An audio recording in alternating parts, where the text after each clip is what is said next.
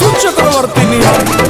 काला काला साड़ी लावल पड़ल बाटे भारी देखो देखा रहन भाभी होता मारा मारी बात देवर पाइल बा भाभी बोले के पड़ी तू खानदान उजाड़ देव हम क्यों हमरे देवर के हाथ से लगा के देखा पियवा मिलल कोरिया देवरवा बाटे गोरे ओही देवरे पा दिलवा डोले थोड़े थोड़े ओही देवरे पा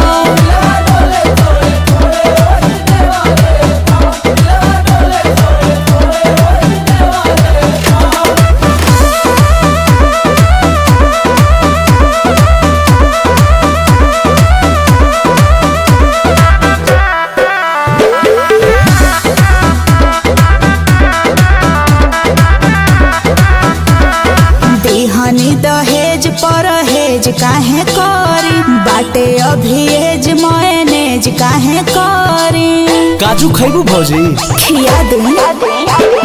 बनले ड्राइवर संभारा है ना सवारी होके मोछा मुंडा कर तारे रंगा तारी देखो तारे ना भौजी ढेर लंगदार भइल बड़ा ना कह कि ढेर लंगदार भइल बनी ज्यादा गर्मी चघल बा कहिया कि ढेर गर्मी चघल बा ओ माय गॉड भौजी देवरा बोले मिसरी बलमुआ के कठोरे ओही देवरे पा मनवा डोले थोड़े थोड़े ओही देवरे पा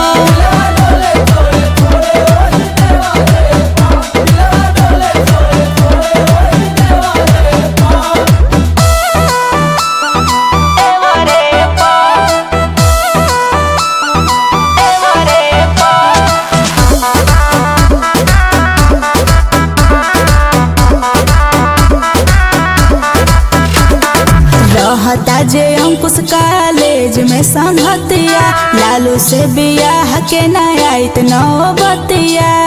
इनकरा से तो बियाह न करती भाग जेदी तोहरे संगे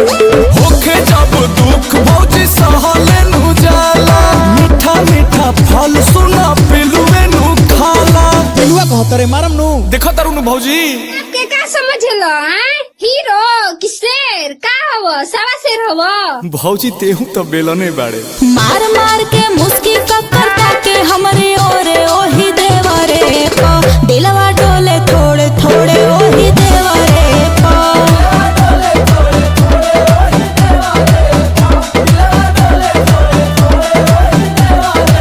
एकरा में दम बा जे हमारा के ताक दी देवर रंगदार छाती गोलिये में दाग दी।